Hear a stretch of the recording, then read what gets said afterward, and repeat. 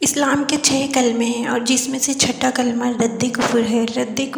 چھٹا کلمہ رد کفر معنی کفر کو مٹانا۔ اللہم انی اعوذ بک من ان اشرک بک شیئا وانا اعلم بہ واستغفرک لما لا اعلم بہ۔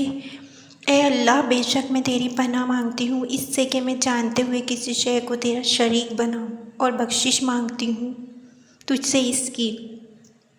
تبت عنہ وتبرأت من الکفر والشرک والکذب والغیبۃ والبدعۃ والنمیمۃ والفواحش،